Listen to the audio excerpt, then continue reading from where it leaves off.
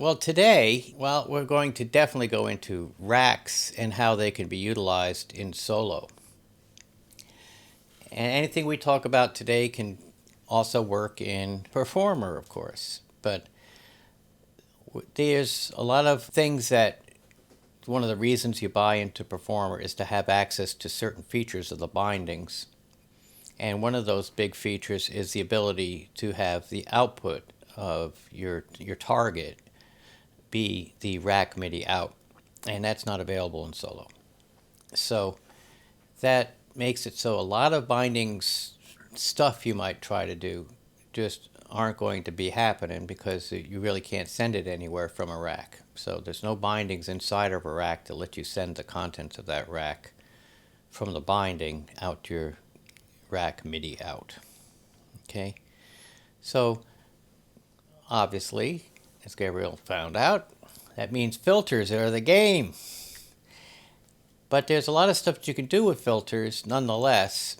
I mean, we saw in that review, it took 2 hours, it's a million filters. Between that and routing, we can do a lot with filters by selecting different routes and filters based on the outputs and inputs that we have inside of the rack. And that's one of the things I'm going to show today, big time. Now I'm going to share my screen, and it's took that. Okay, that's already. You can see the Cantabile website now. I take it, and I started a new section in the shared files section. Cantabile Solo, utility and other racks minus states and performer specific bindings. So I'm going to start putting. Just for me. Yes, You did just it. for you. We have a few others that are solo users. Yeah, I know. And But don't pretend to be the only one. but definitely, yes, you're the one that put this front of mind for me to think that this is something that's sorely lacking in our shared files section. It was a section that worked for all the solo users. So I started creating a few, and I put up some. I got a controller's yes no rack that I'm going to display today and show how to edit. We have Dave Doerr's demultiplexer, CC demultiplexer, and multiplexer racks, which are really cool and use the same principles that you'll see that I did controllers yes no. And then last night I took our discussion from last week or a couple weeks ago on the latch where you push a button and it keeps moving through the programs that it sends. And I did it so that pad notes on channel 10 latch to program changes, kind of altered it. And I'll make another version that just works with a button later on. But once I got the notes thing to work, I went all hog wild and finished it up last night and uploaded it. So there's 4 racks that you can implement right away that all work in solo, and we're going to discuss that today. But let's go ahead and get into Cantabile, and I'll show them to you. So controllers yes no is very simple. It takes, I see I've got my pedal board here, and I'm sending the output of the pedal board to controllers yes no. And so that I don't have any confusion, I'll turn that off so it's not sending, it's only sending to this. So I have a pedal that sends CC1. And I've got this input, and you'll see by the green lights that it's sending signal, double green, in and out. And here, the with CC is receiving the stuff, and I'm just sending its output over here to the multiplexer. It's basically so that I have a light sensor, okay? And I'm sending it to its mod wheel input, just so I can see, yes, it does pass this channel, sends the mod wheel to the target. And then no CC, I've got just sending it to a synth, just as kind of a demo. Because obviously, if I move the mod wheel, it's not supposed to light up. And the idea is that I can send an entire thing, and the unit can get everything but that one. Now you do the pedal next to it that's sending 27, and you see the no CC still passes 27. It's only blocking that one thing. So, and the multiplexer isn't getting it, but Odin is getting a signal down here, the 27, but it doesn't get any signal. Oh, it's getting a different signal from that. Yeah. Okay. So the way it works is it's simply a list of different rack MIDI ins going to filters, and I've named them to output ports. Now to remind you, because we did go over this a little bit, and there was a quiz, and some of you did very well, and I won't mention names who didn't do that well, so but next time I might. Boy, you can tell I was a college professor once, can't you? No, I never did that to my students. Wouldn't that be awful? And I'll name names. So anyway, rack MIDI ports is where you go. You right click on the rack that you created, and it's embedded rack. We're in solo. Go to rack MIDI ports, and you start adding, in this case, output ports, because you just are tapping into these outputs that are you sending to things. And so if you tap into one of the no, that means that you're filtering out that particular thing. If you tap into the with, that means you're including that particular controller. All right? So the way the filters are set up is so that I'm not filtering it all together always from the rack. Sometimes I can send one synth, the CC1, and not the other. Okay? Or CC18, which is a common, 18 and 19 are common controllers used for some sliders and knobs, or some switches. On my MPK 249, it's the first two switches, I think. At 21, same thing, same idea. 4 is pedal. I just kind of picked some common ones: breath control, and expression and volume. So first I just named these, just added them in and give them names. And then with those named, I can now go in and create my copy, just a whole bunch of copies that have filters, and simply change what I'm suppressing. For the suppress one, the no CC7 for instance, and the with CC, simply allow. And it looks like I've got an error here. Did I click the wrong thing? Yeah, I do. I have an error. There we go. Got carried away with my editing last night. I obviously clicked the wrong one, so there you go. So there's no CC1, and there's with CC1, allow. So again, it's just a way of making it so that you're suppressing everything but that one CC, but just through this one place. You can still add it elsewhere and it will pass the others. So I can make this list in my outputs of withs and withouts of a whole bunch of things in a row, and it's going to send things where I want. So as you see, I'm passing the with and not passing the without. Okay, and I could then add 27. Oh, I didn't add 27, but I should add 27 because I've got a pedal that sends 27s. For my own use, I should at the very least have 27. But you get the idea. It's very simple and it's easy to edit. It's again, go inside of here. The entire editing is simply to say the no's suppress the number, and the widths allow the number.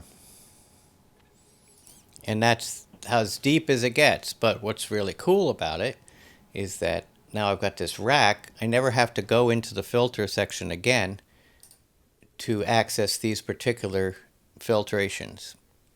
And you can simply do it right from adding a root. And say with CC7 and send it to something. So now the pedal is getting through that way, or any other controller I've got. On any other device, I could say no, CC7, and send that to something else.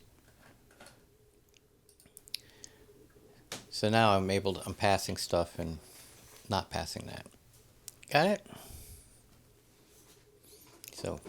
So here everything else is being passed except the volume. Super handy when you got one pedal and one volume pedal, and you would like to be able to turn down just the one item while the other is not being turned down at all, not being touched. So, okay. Now we go down to, let's take this thing and put it on steroids. I always say we should put stuff on steroids. And well, actually, I didn't say it. I think that's actually a quote from Dave Dorr, because he's the one that put this on steroids. He wrote the Midi Cc Multiplexer and Demultiplexer. And what these do is they do the same idea using rack MIDI ports that are named. And on one side, in the multiplexer, his inputs are looking for the CC numbers, and he included them all, all the way up to 127, and channel pressure, notes and velocity, and program changes, and pitch bends. And so these would be inputs, whereas on the other one, I'm sure you guessed, they're outputs. So these are filtered outs. So on one end, well, I'll show you. In the demultiplexer, it just receives rack MIDI in. It receives everything that the controllers has to offer. And for the output, you can selectively decide what goes to what on the output side. So you've got all of these outputs in here, and then you can say data entry is going to go to such and such. Now you see there's so many of them. Since they're all in there, you always get to scroll through this huge patch. But I don't mind. And so there you go. So I'm sending that. Maybe that's a rather illogical. Pan, for instance, 10 pan. So my controller can put out pan, and I can then create this, and I can go ahead and copy and paste it in over and over and send pan just to selective things and not send it to everybody else. Okay, that neat? And on the other side, this is going to determine the other side being the multiplexer. So you're going to see its things exposed to the actual output device. So here's my controller, and I want to go to the multiplexer, and I select from the multiplexer which thing I want it to receive, what I want it to be seeing. And so say I just want the multiplexer to see my balance, and it won't see anything else. It just filters out the balance. So now my MIDI out is only sending balance. So you see the difference is just in how it's being approached. One's on the output side, the other's filtering right from the input side. Neat, huh? And so now I can simply say MIDI out to this, and it's going to get the balance, and I can make another copy of this and paste it in, but instead send I'll send pan instead, because you know how different balance and pan are. Actually, I don't think I know. But anyway, nonetheless. But there you go. That's the idea behind that. So these are both in that list of things. I included them. He's got them listed elsewhere under the regular downloads section, the shared racks, utility racks. And I threw it into the solo zone. Okay.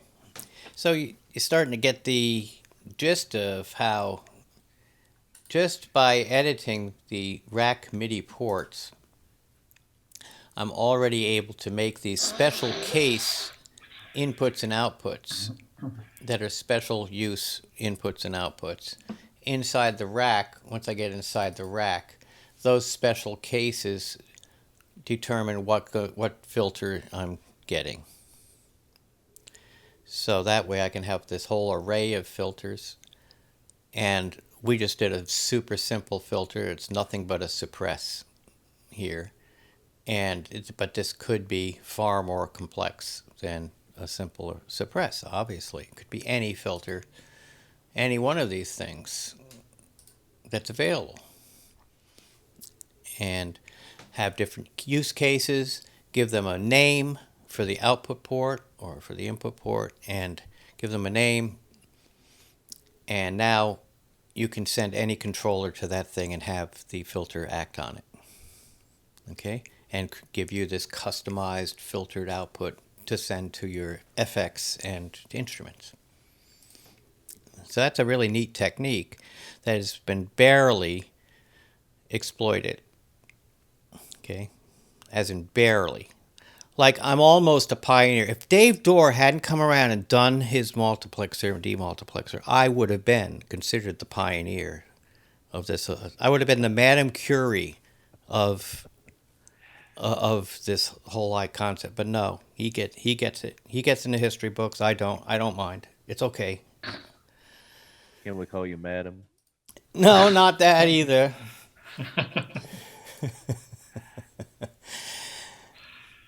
Besides, if I did go for it, it would be Madame, if you don't mind.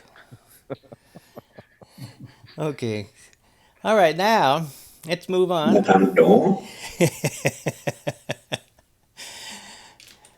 Let's move on to things that are more sane.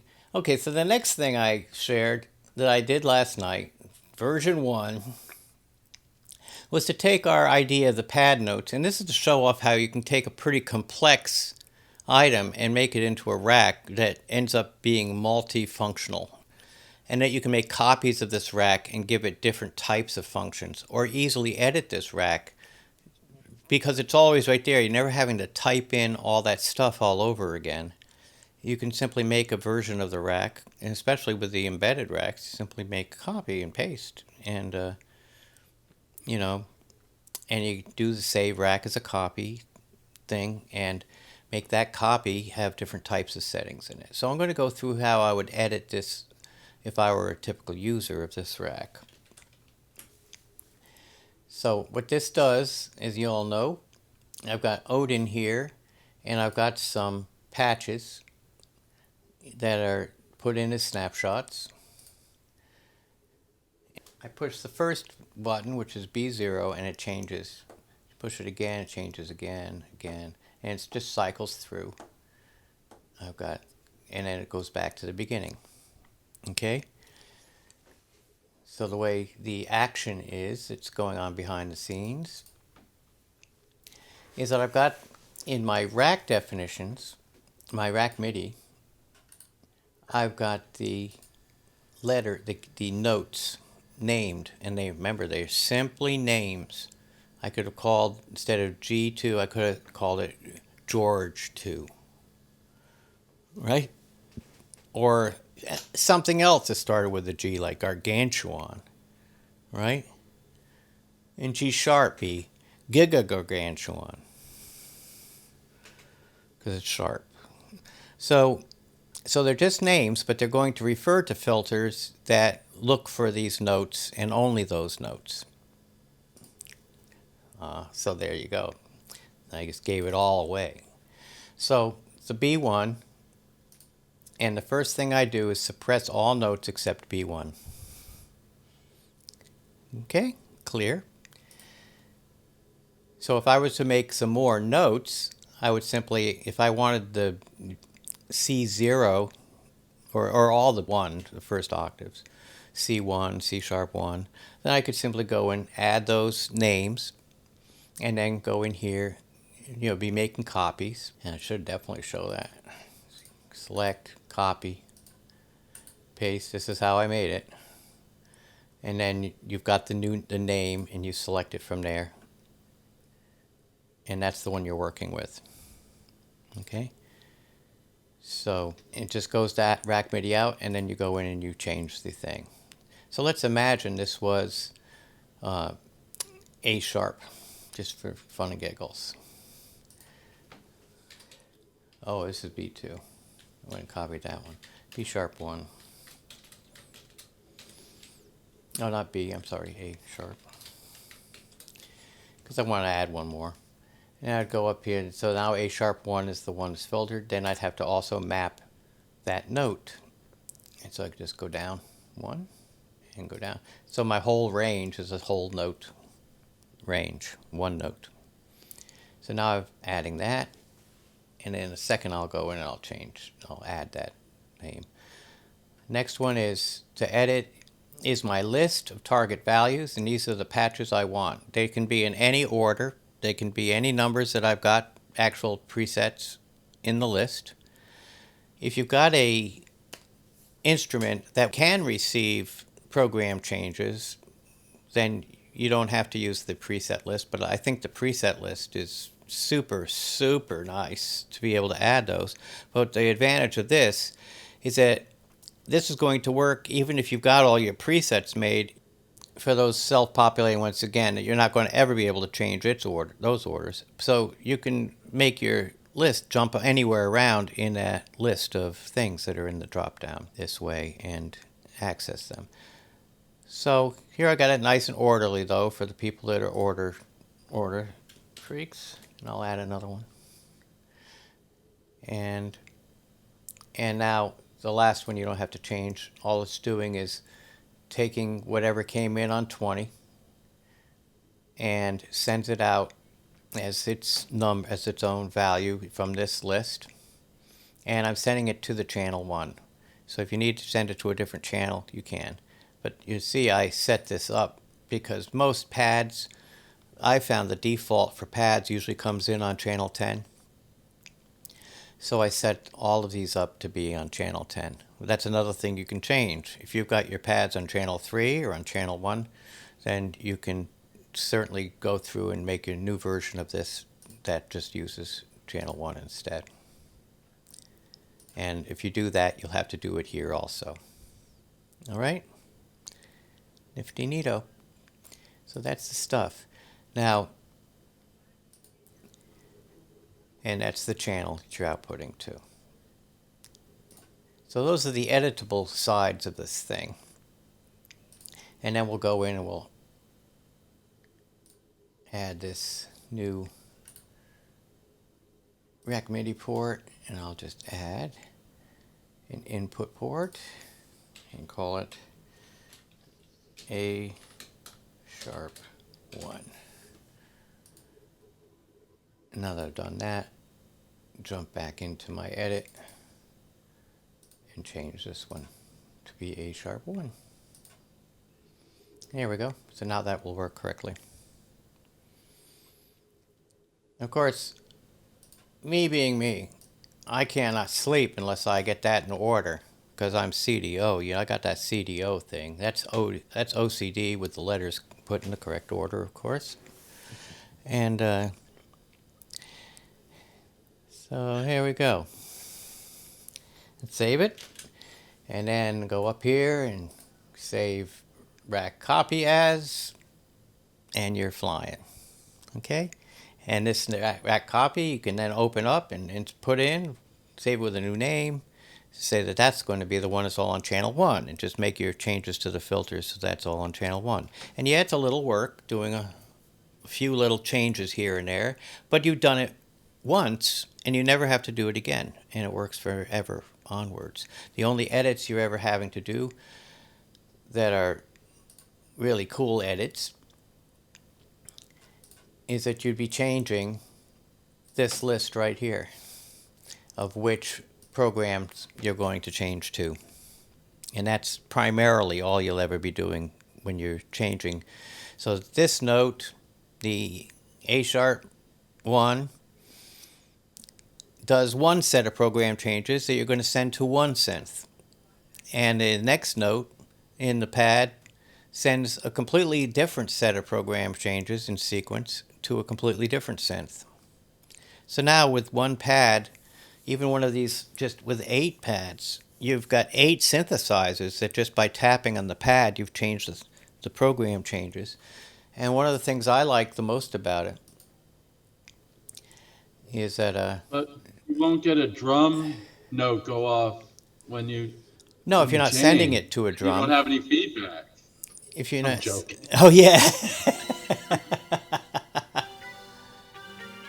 I've actually been living with that. I turn down, I hit the pad, and then I turn back up. Because I haven't done this yet, right. and I'm using the pads to pick the sound. So I turn down, hit the pad, turn back up. Oh yeah, but nice thing is you don't Yeah. have to turn down. Right. Right.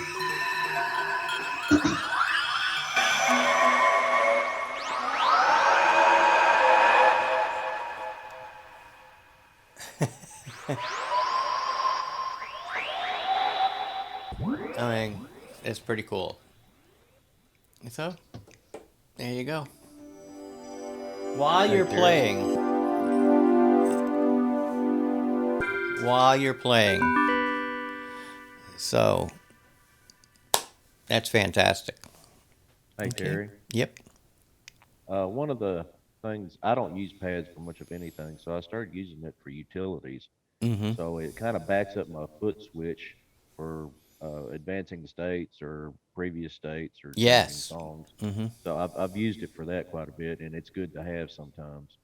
Yeah, and look, I did a whole octave, and I got 16 pads on the MPK 249, and I just Right. don't even use it. And so here, with a whole octave, I've only used 3 of the rows. I still got the top row available to do next state, previous state, next song, Mhm. and so I have yeah. 8, and they're just mapped to patches. Roads, B3, Moog, and I did that so other people could use it. At these open mics. And it works. Mm-hmm. There's a label, and they just hit it, and off they go on their new sound. Oh, on the buttons, they actually just Yeah. switch to a patch and that's the Yeah. new sound. Yeah, rather Yeah. than changing the patches within, it's a dedicated button, so Yeah. it just makes one patch change. Yep. Mm-hmm. Yeah. But and it also creates an instrument change. It probably enables and disables an instrument. It's checkbox, so you could be doing it that way. Yeah, and again, I think I use state.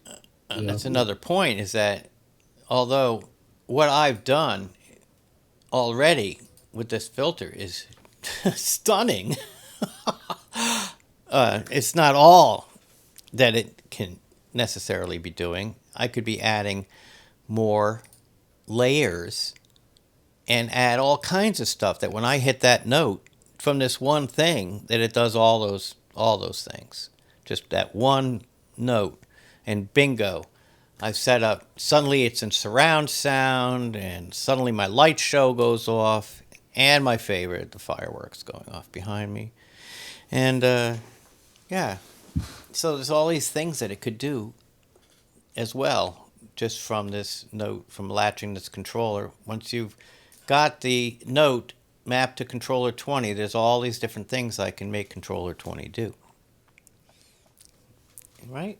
So it's pretty powerful. And that's my big challenge is to everybody to make the big improvements to my little tease here because to me, all I've done is scratch the surface now. I've scratched the surface and shown a methodology that gives access to some pretty powerful tools. Now, I should note, For this to work where one button takes you through all the changes, you have to set the mode to multi-button controllers, not single variable. Because otherwise you've got to have two buttons. If you're in single variable, you've got to change the variable to make it kick in.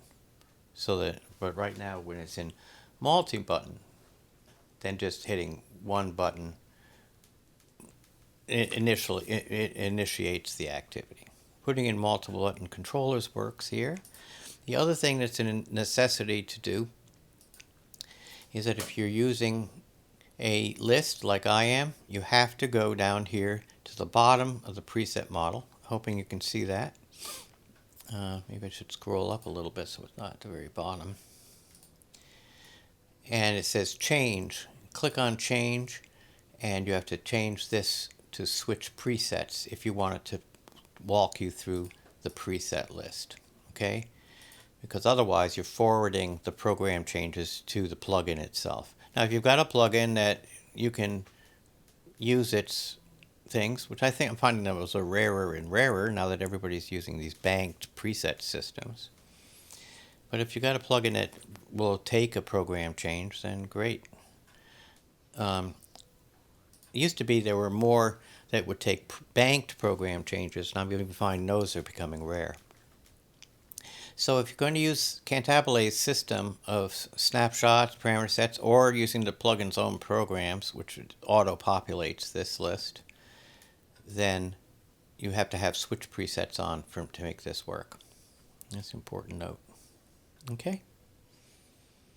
I think that should be the default myself.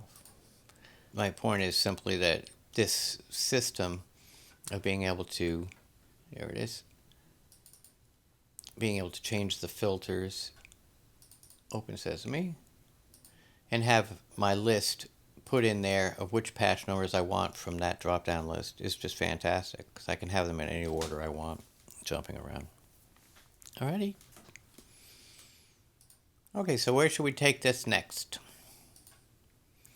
That is the question. Well, actually, before we jump into that, there was another thing I wanted to bring up in terms of use for racks. I have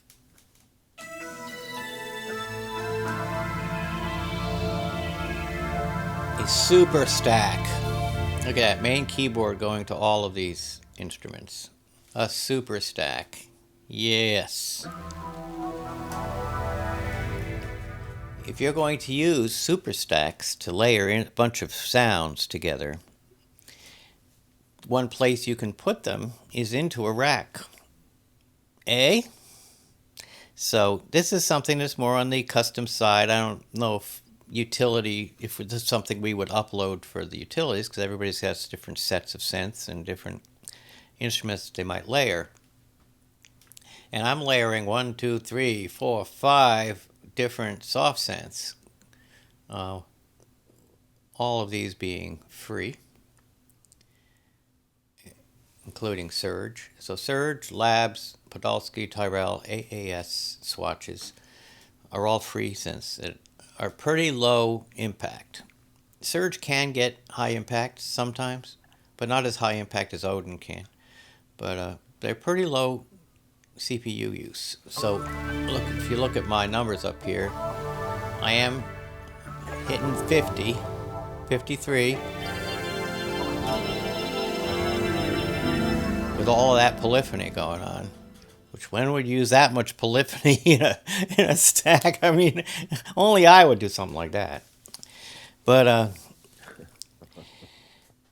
nonetheless, that's pretty reasonable considering how much sound you're getting out of one keyboard in a stack, and doing it with just one hand or two hands and laying it down. So that might be something that I'd want to save for later on into a rack that I just have to send my keyboard once, and then have a bunch of different setups inside of that rack perhaps that I could kind of access by using that MIDI in rack MIDI ports trick and give them different names. Like I could give this super stack the name Napoleon-esque.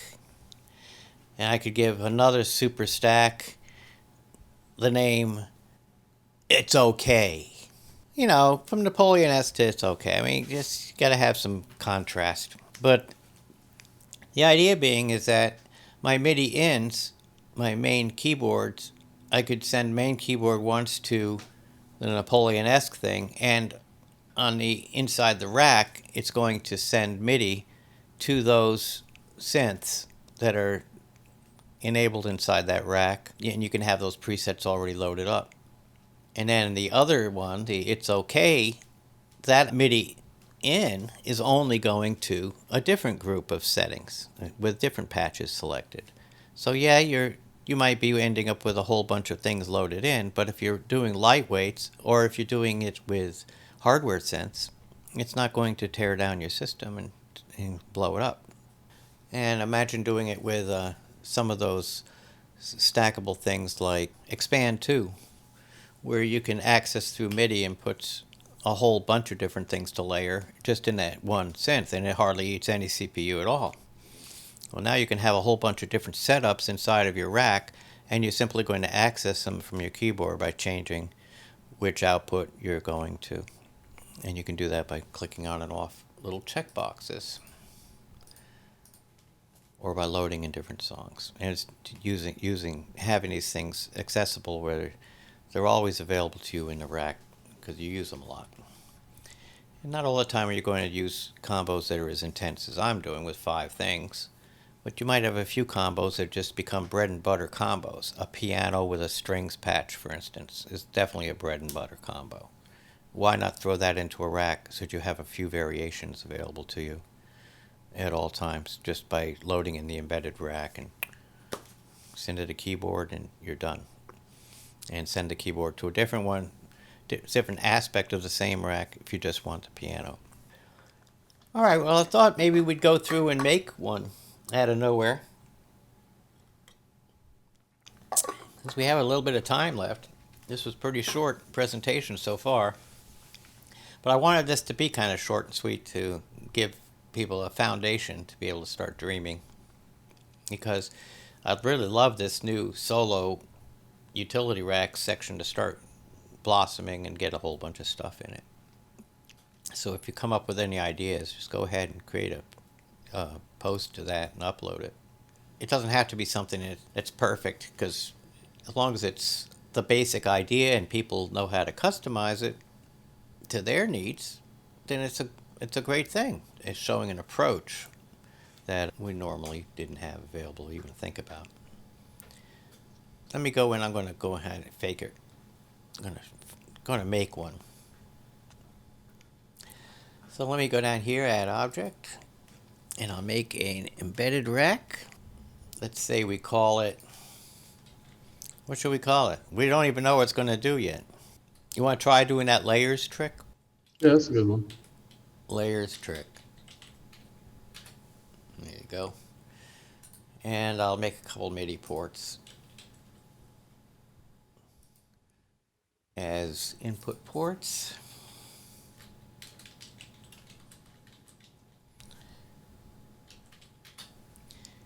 And trick 2. We'll keep this nice and simple, huh? Here we go. Oh wait, I have to head edit. I can't write out the number once and not write it out the second time. To be inconsistent. And people who wrote the style guide would be writing me angry letters. There you go. So now I have a couple of items there, and nothing's even needed to be done except to create some routes and let's add a couple objects first. We'll add a couple plugins. Expand. It's a good choice.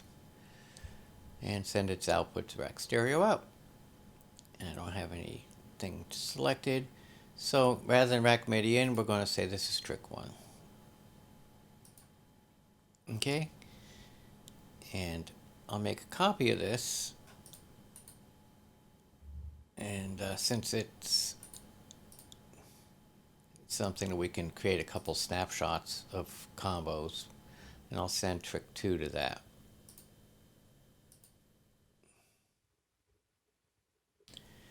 Here we go.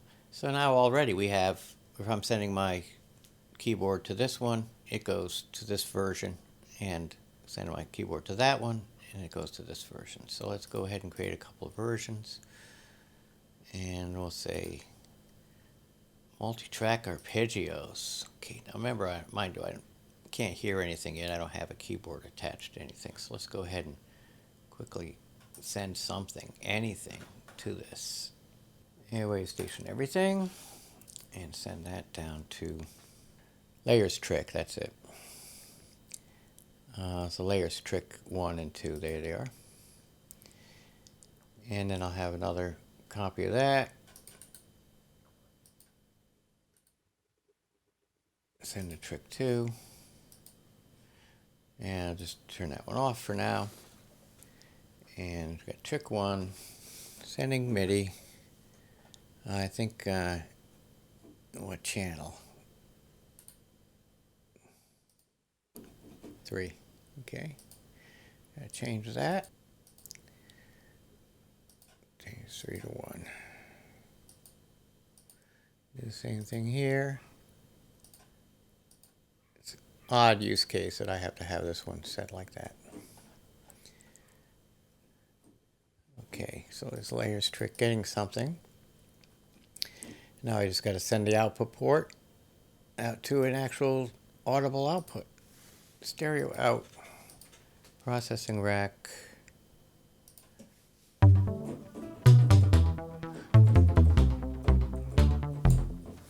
Okay, there you go. So it's getting something.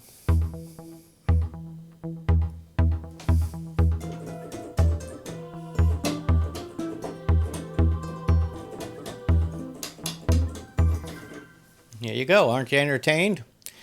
Okay, so that's trick 1. It's actually got something. Let's get something in here. Oh, I better save this snapshot, shouldn't I? May as well. Save it as snapshot. So I'll go ahead and rename it. And it was called Upbeat. Just for the heck of it. Because it's going to be in there as I add things. It'll always be in there at list. Now the ideal thing, of course, would be to then make a copy of this one and put it here so it's got the same lists. Because I'm going to have 2 different lists, but the way I'm doing it now. So in fact, let me go ahead and do that. Play fair. And copy. Paste. There we go. So now Upbeat shows up in 2 positions. And we'll pick something completely different. Oh, something, a pad. At least that's still using just 1 layer. There we go. Something with a couple layers in it. Rename, and it's simply gold. Ta-da! Hit save all. Let it sit for a sec. So now it's just a matter of saying, okay, I can send to 1, or I can send to both, or I can alter this rack to do various types of things.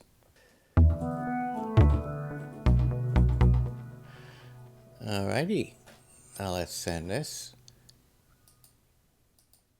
It's not getting anything. Any thoughts why?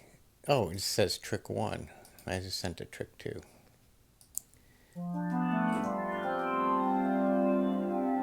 See how valuable it is watching me do it and mess up, so that you see how to keep your cool. Yeah. All right. So now I got Simply Gold coming in, and do a save. And so yeah, I can switch that way, but I can also now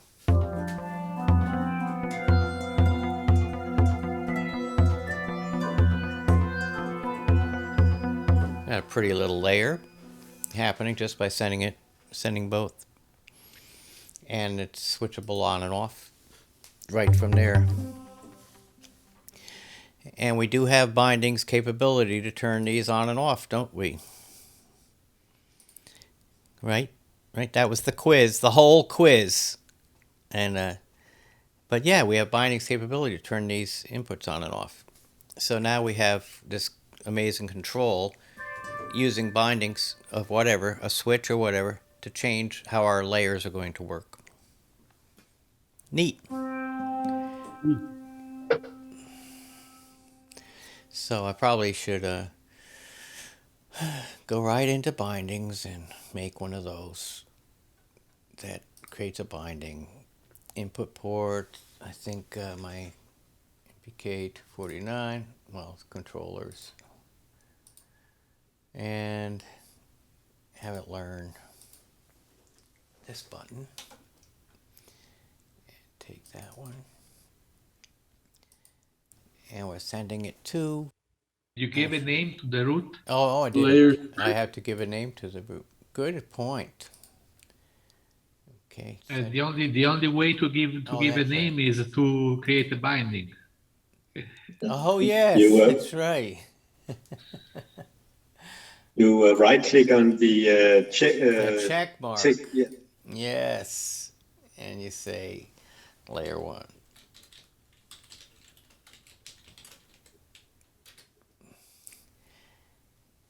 Can cancel. And cancel. Can cancel and then you find it in the And then I bindings. find it there. Same thing here.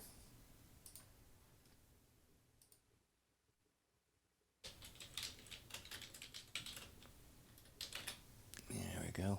Cancel. Ta-da. Boy, oh boy. It's been a while, huh? So my input port, now I can, the same input port, missing target, go here to layers trick 1, enabled, and toggle.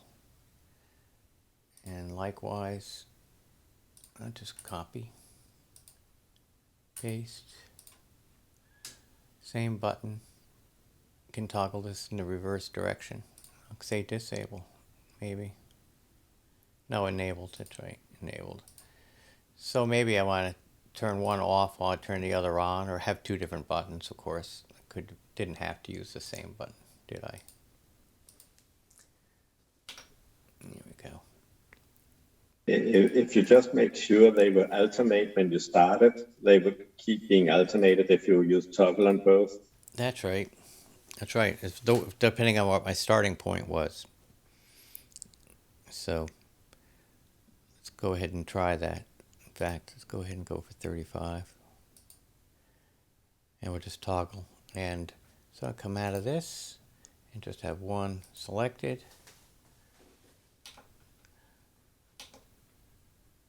And, oh, I'm doing something wrong. What did I do wrong? Can you see the binding? Oh, I layer trick. Yeah, I was gonna say. There you Yeah, go. I saw that. 1 and 2. There you go. Great. So now it switches them. It doesn't make for both, though. That we could use a latch for, probably. Some other clever method, right? Or I could have another button, turn it on and off. But anyway, there you go. So that's one way of doing layers trick, because I could have trick 3 be both, I suppose. And yeah, ta-da. All right, so again, we're just scratching the surface here, but we've now made a kind of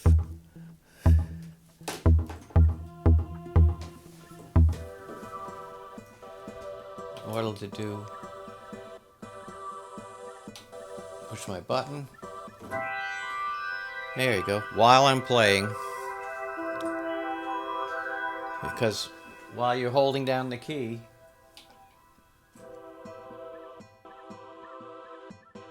I can make my switch.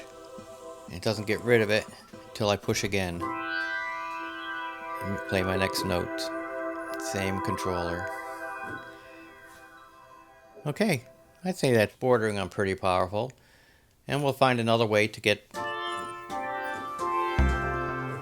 both of them together.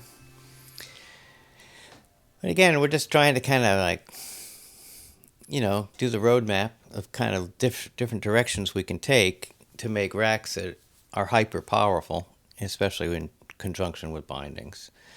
The ability to turn on and off our inputs is super powerful. Now we can also, can't we do the same thing inside of the rack in this? We can do that, right? So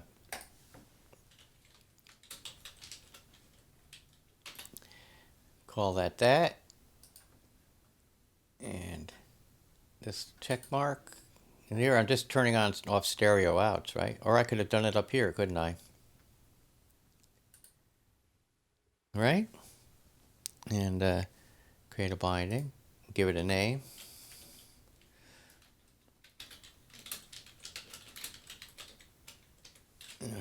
Call it layer 1 input.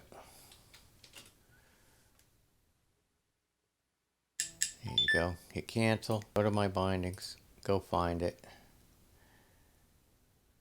Add a binding. And be rack MIDI in.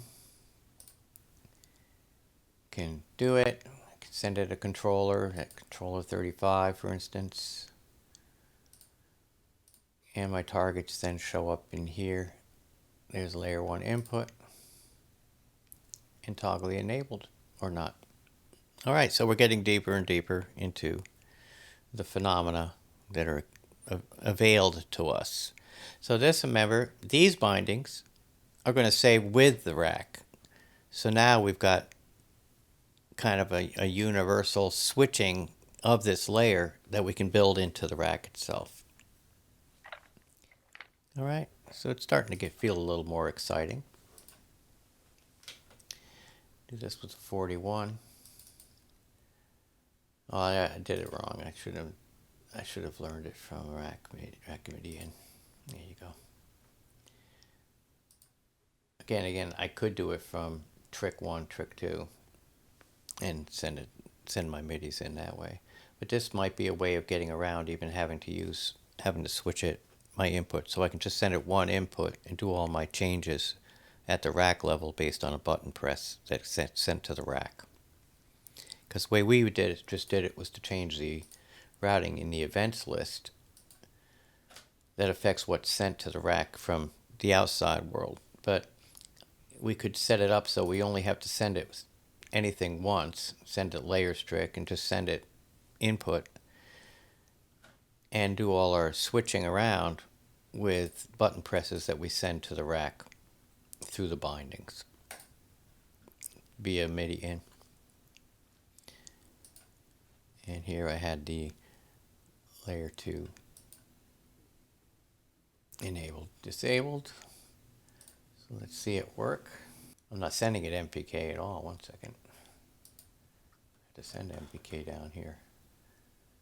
MPK 249 controllers, 2 layers trick, just MIDI in. There we go.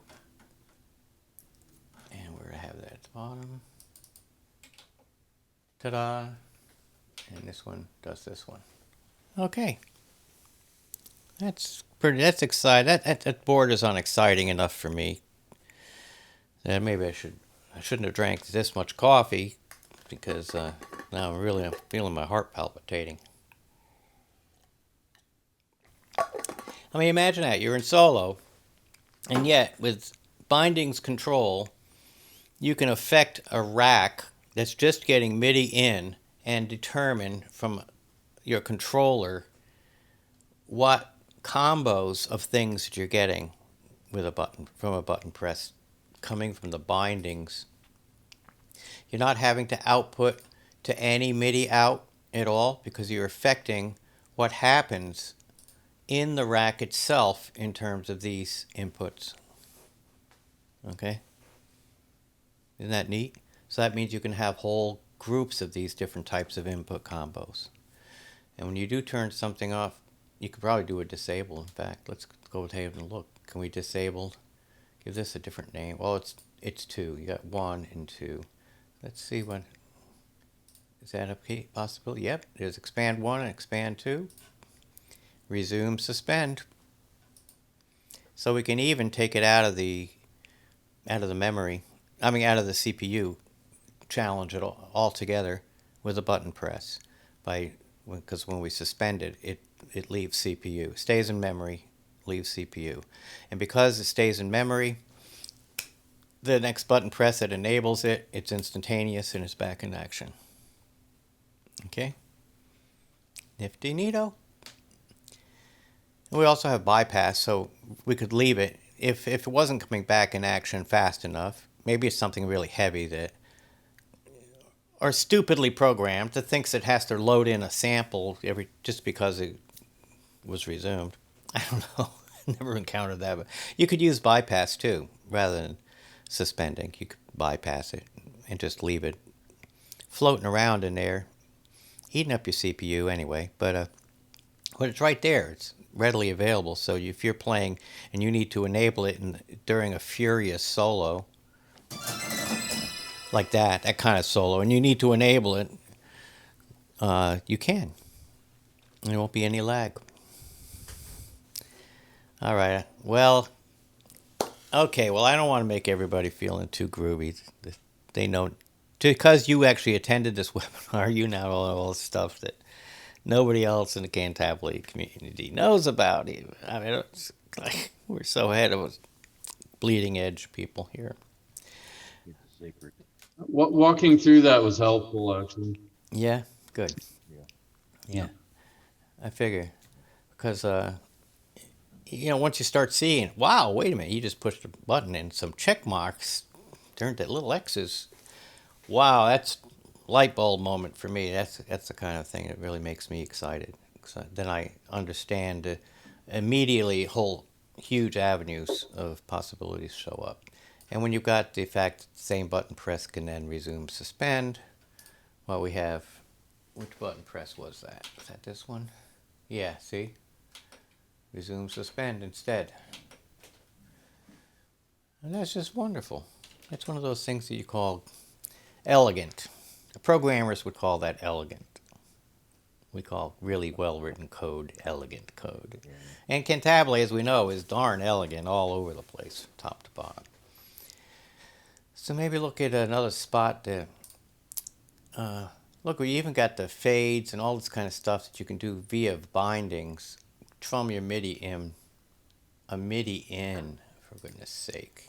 Select a regular controller and be doing, your fades and stuff within the rack. So you can have all this stuff already set up and ready to go. Show the GUI. All the neat things built into the rack. Next preset, previous preset, select specific preset. Okay. Now that's of course referring to preset list, this. And I'm not sure if it means we have to set this to switch presets here, but experiment with that. It might work forward to the plugin. In fact, I even tested expand to see if it responds to program changes. It actually might. But again, because it uses a complex preset system, you can't just use plugins programs because it's going to be too deep. You just get that one. So change back to snapshots. Oh, I lost it. So, I never normally make any mistakes during webinars, so consider yourself lucky. You got to see that. Well, I'll just edit this part out so nobody ever has to think I ever make mistakes. There you have it. Well, that one was kind of cool. Now we're connecting via the bindings. We didn't even use filters. We didn't use routing. We used a little routing. But, yeah, I mean, already we're seeing the beginnings of some power where you can connect with bindings to enable and disable things. You can use filters to alter what's happening on the input stage. You can use the MIDI input, the rack MIDI inputs with special names and outputs with special names. to affect what goes where and what's received, what it does, what you're sending, what you're having available to send to when you're sending your controller to it, the list that's available, so you can select which options you want to have available to you inside that rack. And that's already a ton of different powerful capabilities. And we didn't even touch on using different routings, because that's a whole other ball of wax, can of worms. we didn't even go into this. We could just say anything that comes in goes to 1, for instance, because in the case of the wave station, I'm sending out 3. So if I were just wanted to set this rack up to be universal, I would always make it omni and send to 1. So it's always channelized. Same here. That would rechannelize anything that's coming in, no matter what channel it's on. And send to sense. A lot of sense are very sensitive about that. They don't do omni. They want it always on that channel 1. Okay. So I think that's probably enough. But as we just saw, you can get around not being able to have a binding output to MIDI out by simply changing with the contents of a rack and which thing you've enabled to go out a certain MIDI out. And since you can have multiple MIDI outs as well as MIDI ins, you can switch on and off things using the bindings. But this way you are outputting to rack MIDI out because you're selecting among options that all do a rack MIDI out as their final output. Okay. All righty. It was good. Thanks, Terry. All right. See you next time. Thank you, Terry. Stop the share and say good day. Thank you very much. Bye-bye. Ciao. Bye. Have a good day.